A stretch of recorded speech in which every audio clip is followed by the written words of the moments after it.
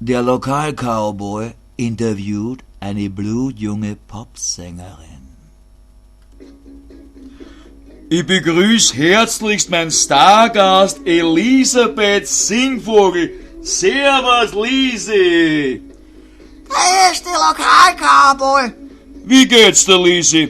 Ein wenig haserig bin ich, aber sonst passt.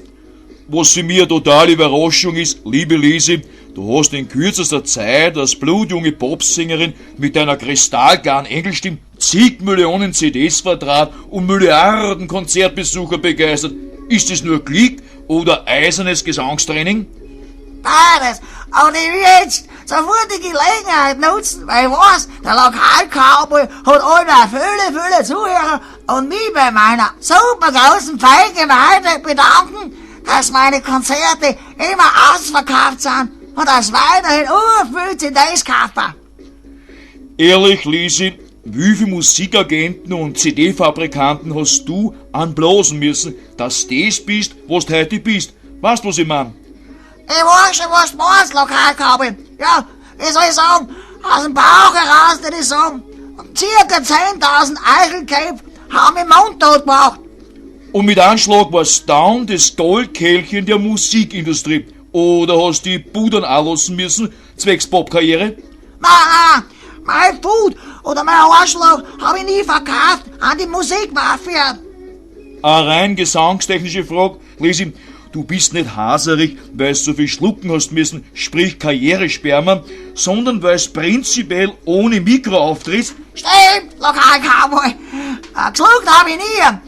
Ausspritzen habe ich mich wohl lassen. Ich muss lachen. Mein Barbie-Puppen Fries hat nach der Blaserei mal ausgeschaut wie ein toller Grießgang.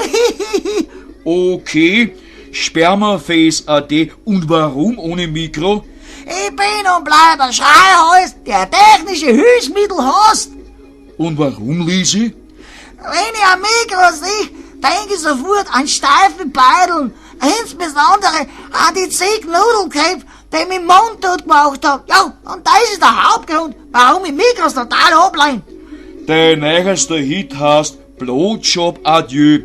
Ist es eine gewisse Vergangenheitsbewältigung oder nur depperter Werbeschmäh, um dass sie deine eigene CD besser vertrat?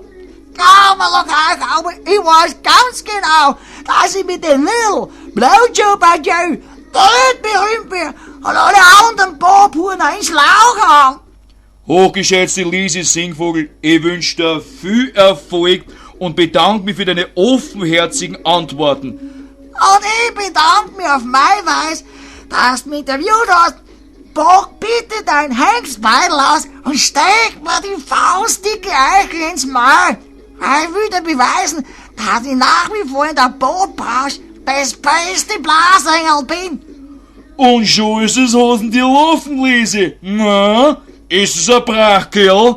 Oh, geil! Zuckergoscherl, gib Gas!